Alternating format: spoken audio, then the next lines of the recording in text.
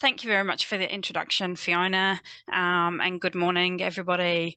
My name's Dr. Lynette Hodges, Senior Lecturer from the School of Sport, Exercise and Nutrition.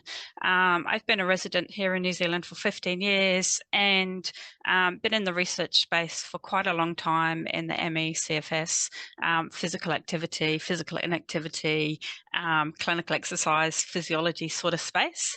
I'd like to thank ANZMES for the grant that they provided in 2023. It is a 2-year project, so today I give some information about where we've got to so far and provide you with some of the details of the study, and then sort of a where to from here with progress and plans for the incoming year of 2025.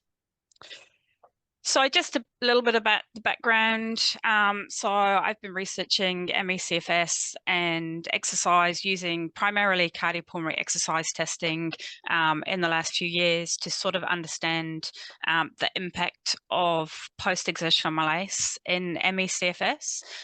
It is the hallmark symptom, and it's a very debilitating condition. Often exercise, physical activity, emotional and cognitive strain brings on brain fog and post-exertional malaise. So the aim of this research is to be able to measure the stress imposed by physical activities of daily living and address the gap in the knowledge and understanding regarding activity and post-exertional malaise within the home environment. So it's important for researchers like me to be able to measure and understand physiological stress imposed by any sort of activity completed in the home and everyday living. So this is an observational study, which I'll show you some findings on myself as we go through the talk today. So we'll be asking all participants to complete the DePaul symptom questionnaire, basically so that we get an understanding of the frequency, severity of symptoms, but so that we can also categorize our participants according to the Fukuda International and Canadian criteria for data analysis purposes. So it gives us a good overview of the sort of symptoms and frequency and severity that our participants are dealing with in their everyday life. So the participants will need to keep an activity diary, marking each box with the color that corresponds to the activity levels. So in this diagram here, you can see that red for high energy demanding activity, orange for low to medium activity, green for rest, and blue for sleep. This will obviously vary for all participants, which is why it's really great that participants keep a diary and then detail the sorts of types of activity that are undertaken. So should a participant experience post-exertional malaise or extreme fatigue, the participant should mark the box with an X. So that just allows us, when we're compiling the data, to know those days where participants have had a crashing phase or had times of post-exertional malaise to give us a better understanding of corresponding activities and physiological stress to that time. So I understand that this can be an arduous task, but it just means that we can correspond tasks from the activity diary to the activity monitor. So then in this section, the participant records the sorts of high energy activities that they perceive themselves to be physically, mentally, or emotionally demanding. And so potentially how far you walked, or what sort of pace you held, or how long the activity was, so that we can sort of begin to add those details together. Also in the orange box, the sorts of low to medium activities, and then in the blue box, the green box here. For example, did you do meditation? Did you do reading exercises? Did you listen to music? What sort of things did you do for rest? And of course, that will vary from individual to individual. So the money from ANZMES was used to fund 5 Actigraph watches. So privilege now to hold 5 actigraph watches, and I've been doing some sort of low-level research on myself to get to grips with understanding the information that the actigraph produces. So activity outcomes for the research project are things like steps taken, understanding the MET value. So the MET value is how hard and how much energy the activities are taking. We're looking at activity levels. So this varies from sedentary to light to moderate to vigorous. Sleep metrics, looking at sleep minutes, looking at awake minutes, moving to heart rate data, and then looking at wear minutes. So although we distribute watches to people, we will distribute watches to people, there is a minimum wear time for us to get actual good data, and the minimum wear time is 20 hours a day. So that will allow for participants to be able to charge the watch and still get a good wear time during this time. And also it will give us energy expenditure data. So it's important to wear the watch as often as possible. The charge for the watch lasts for about 3 to 5 days. Initially, when I looked at purchasing the watch, they said that the actigraph company said that the wear time is about 25 days. It's 25 days if you only have the basic elements turned on. The more things that you monitor and the more things that you want to measure reduces the battery life. So as I've built the platform with the actigraph team, the charge for the watch lasts for about 3 to 5 days, but the charge time for the watch is roughly 2 to 3 hours, so it still gives somebody a good wear time for the day that they do need to charge their watch as well. So when we come to look at day level activity outcomes, we're looking at total minutes of activity captured by the watch. So for an example, a total day is 1,440. Then we'll have total sleep minutes, total awake time, wear minutes, non-wear minutes, awake wear minutes, and day wear minutes. So it gives us a good look into the lives of people who are wearing the watch. And myself, it gave me a great look at some of the things that have been happening along in my life too. So this is some data from my own life. And so I did wear the watch in August, but I was away in August, so it was a little tricky to mirror up some of the activities that I was involved in. So I've more recently been a bit better at wearing the watch. And so here you can see some of my own data. So generally, I'm about a 10,000 step sort of walker a day. Some days I do a bit more than 10,000 when I've got other activities that I'm involved in. So between 10 and 15,000 steps a day. And my calorie expenditure roughly varies between 2,500 to 3,500 sort of calories a day, depending on the activity status. The good thing about getting a consistent 25-day information set from individuals is that it will give you a consistent sort of guide to how many steps are people taking, how many calories, is this just an off day, or is this a day where we've got less steps because we've got post-exertional malaise happening? What happened the days before? Did that impact on the following course of the days? So not only do we get that sort of the tabular data, we also get this nice sort of graphical data. So you can see here on the graphical data, my day tends to start at about 5:30. The day starts generally getting up, making lunch, getting ready to go to the pool. So you can see here I've got high counts between 7:30 and 8. between 6:30 and 8 here across the day. This is when I'm swimming, so you can wear the watch in the pool, and it will pick up all of your data, all of your physical activity data in the pool. So that's fabulous.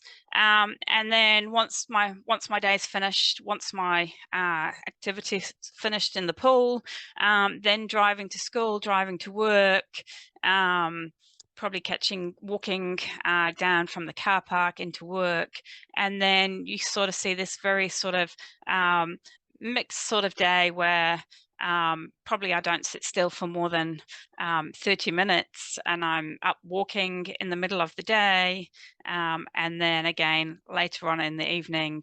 My kids have athletics on a Tuesday, so there's plenty of walking, and then you see my day finally stops at 10 o'clock at night, where I hit the bed and the activity goes radio silence.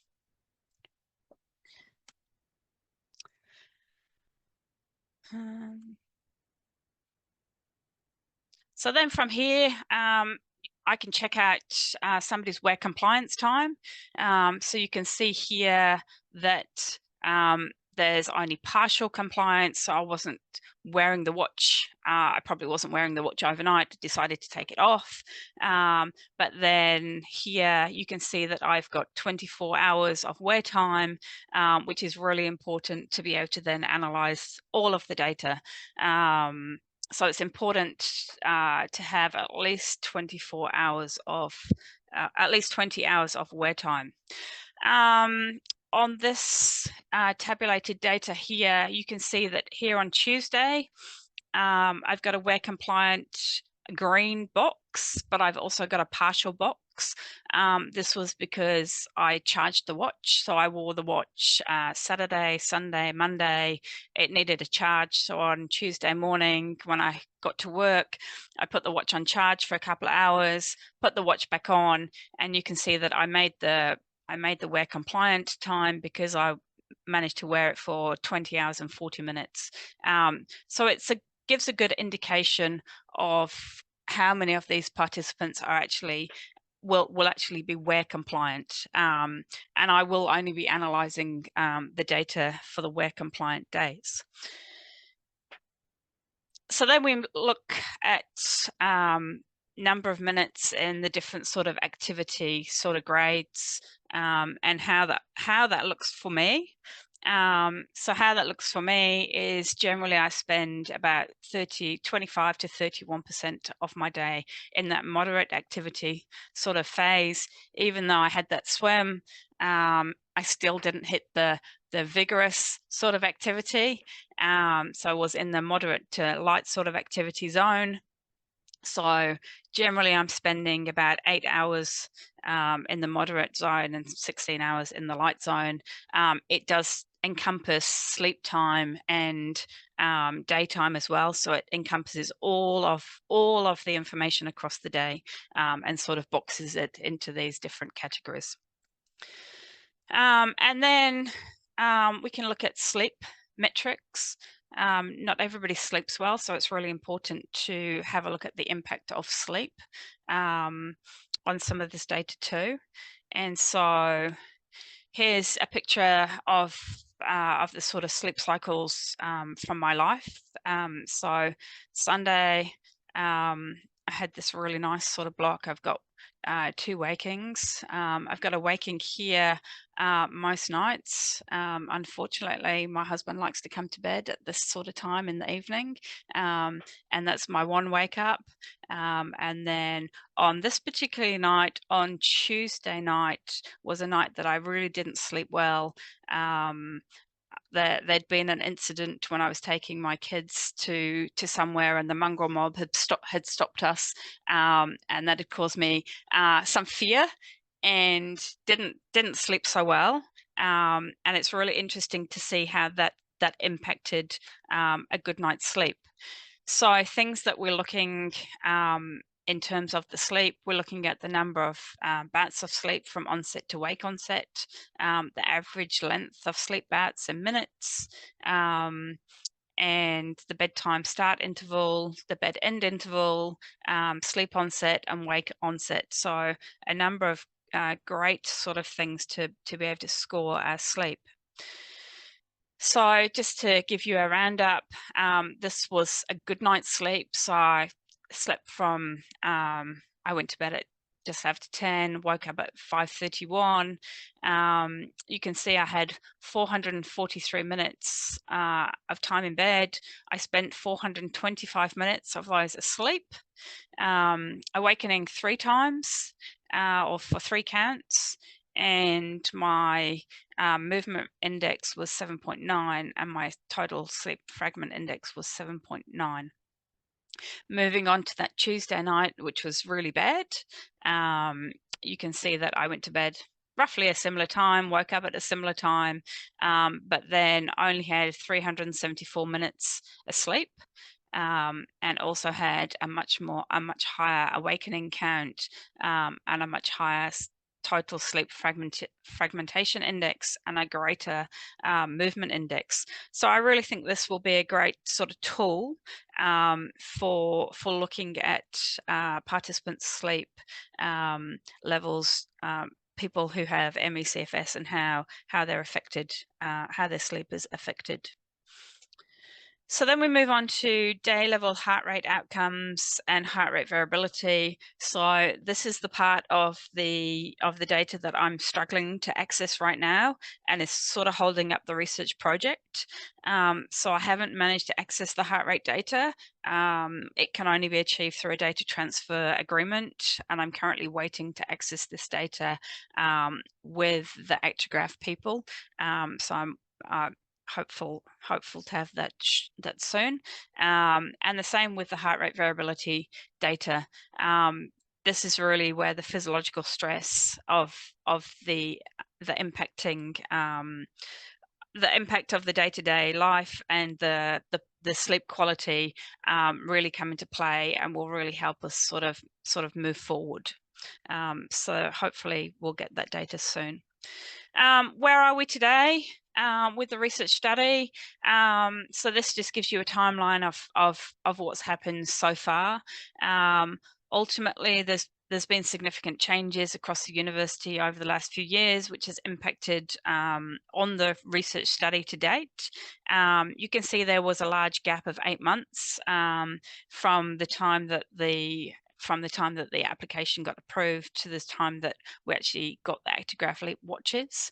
And then I actually went on holiday in August, but built the system, built the Centrepoint Actigraph system, and has since been trialing the watch to make sure that I understand the requirements and understand the data that's coming through before I then give the watches to other people. So where we're moving to, the ethics is well underway. I've actively recruited some interns that are going to start in January that are going to help really move this project forward. So the interns are coming from Ireland and they're going to work with me at Massey. And so the hope is that these interns will kickstart the data, and they'll be able to go out to places and detail how the monitors work and set people up with the use of the monitors, and we'll be able to start collecting data. We've clearly got 5 monitors, so it's going to be a slow project. So every 25 days, we'll be collecting the monitors in. The monitors can be uploaded during the project, so they all come with a USB charger, and as soon as you dock your Actigraph watch, it automatically uploads to the Centrepoint build, and I can instantly access that data.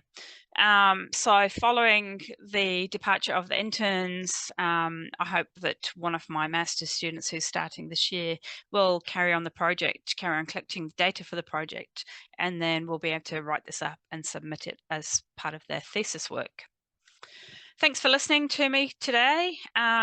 Should you be interested in taking part in the observational trial, if you're part of a group like CCIS, or perhaps collect a list of interested parties so the research team can come and visit one location to start the 25 days of data collection and data monitoring. If you're not part of a group but wish to be included, please email me. And again, I'd like to thank ANZMES for inviting me to speak today, and also for the funding, which has allowed me to access these actigraph leak monitors. And I hope that by this time next year, I can come back and report some findings of data in the clinical sort of context in 2025. Great, thank you, Lynette. I think that actigraph certainly captures a lot of information that will give you a full picture of participants. I'll just open up now for questions. Hi, I've got a question. It sounds like it'll be a really cool study once it gets underway. I just had a question. You sounds like you're going to have a huge amount of data from this, and a huge amount of variable data from each person as well. Yep. So I just wanted to understand a little bit more about what specific outcomes and how you're going to do that analysis to determine activity versus crashes. Do you have a specific threshold for what is considered a crash or anything with your DePaul questionnaire? That's a good question, Gabby. At the moment, I don't necessarily have threshold data. I guess I'll only be looking at the wear compliant data. So it depends on the wear compliant data. I guess after the watch has been out on a few people, I'll start to be able to form some sort of logical process about what and how we can analyze the data.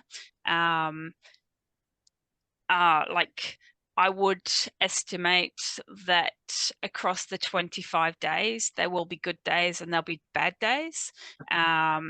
And so I'm pretty much, what I'd like to be able to do is I'd like to be able to analyze and compare the good days to the bad days. How many days across that 25 days that participants are wearing this watch, how many days out of this are good days? Are there specific things that are causing the bad days? So sort of individualistic data, but then mapping it across the sort of the 50 participants. Is that helpful? Yeah, well, that sounds awesome. Yeah, and I'm sure then you'll be able to see, because they're doing their activity diary, right? So you'll be able to see what activities have preempted a crash, and you might end up finding similarities between the people, even if they're not doing the exact same activity, or it might be the same level or the same duration or something like that. Yeah. Does that sound? Yeah. Yeah, and of course it's very individualistic, depending on your level of sort of activity, and your, I guess the DePaul symptom questionnaire will sort of help us sort of be able to categorize whether somebody's like severe or moderate or sort of a mild sort of symptom case. I was actually going to ask about that. So obviously, because it's analysing steps as well, you would be looking at more the mild and moderate people, rather than anyone bedbound. But I'm just wondering, for future studies as well, how interesting it would be to have these actigraph watches on people who are bedbound severe, because then you would be able to measure the impact of cognitive exertion, and even things like when it's time for them to be bathed, or it's a feeding time with a tube, and how much impact on physiologically that has, because that's a whole nother level of people who aren't really being analysed. We know they're there, but that's just something that sprung to mind then, because obviously a lot of the research we do is on people who have a certain level of functional capacity, that they are able to move around and do things for themselves, whereas PEM can happen in all sorts of different ways. That's right. So I think that Actigraph Watches has really big scope within this area, and of course, you know, once we've got the watches, there's sort of no sort of end to the sort of data that we can collect. So yeah, it's great. That's awesome. Are there any other questions or comments? I have another question as well. First, leading on from what Fiona said, yeah, I'm assuming you can use their steps as some sort of continuous covariate for your analysis to determine the severity.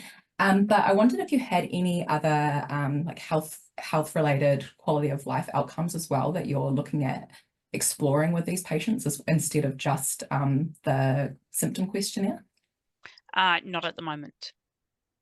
And so since it's a pilot study, this will identify some signal finding data, but do you know how far off you would be from power? Was it 25 or 50 participants? 50. Do you know how far off you might be from power for any of the outcomes that you're looking at?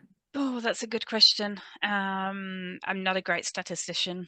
So maybe once I've collected some data, I can get some help to decide how much I will be off and how much more research we need to do. The hope is that this is sort of a kickstart, and I do know of a student who might want to then take this further and do sort of PhD sort of data for this. So it's just sort of getting this started and then, you know, progressing it further into a bigger sort of trial. Yeah, it sounds like it could be a big study. It sounds like a lot of data that you'll get. So yeah, and a lot of rich data. So much, there's so much potential there with what you can do. Yeah, you know, I've done a lot of research on the cardiopulmonary exercise testing, but I think, you know, actually having people wear the watch, it's not such an arduous task. The most arduous task is probably filling out the activity diary. But, you know, the sort of crash that comes probably after doing the cardiopulmonary exercise testing is probably could be worse than, you know, just wearing the watch. And I think the watch has great potential to give sort of really rich sort of data. And that's the point of this, isn't it? Is to see what's happening on a day-to-day rather than making someone go on a machine or something and do exercise, which we all know now causes PEM. It's just about what they're doing when they're, you know, what's happening to their body when they're washing dishes or putting a load of washing in the machine and things like that, isn't it? Yeah, and it's about helping people understand their numbers, helping people not to go into that zone, and to understand where the zones are. I know that some people may wear a Garmin, may wear an Apple Watch. This Actigraph monitor, you can't see anything inside it. You can't see any data. So the participant's completely blind to everything that's sort of being collected. So it's sort of a great sort of tool to sort of analyze that on a sort of day-to-day basis. Great. Well, thank you very much for your time, Lynette, and letting us know about this research. And I'll look forward to hearing about some of the results next year as well. Thanks, Fiona. Yeah, Lynette, thank you. That was that's going to be really interesting. I'll be looking forward to seeing the results from that. What I found so interesting was how that stressful event affected your sleep.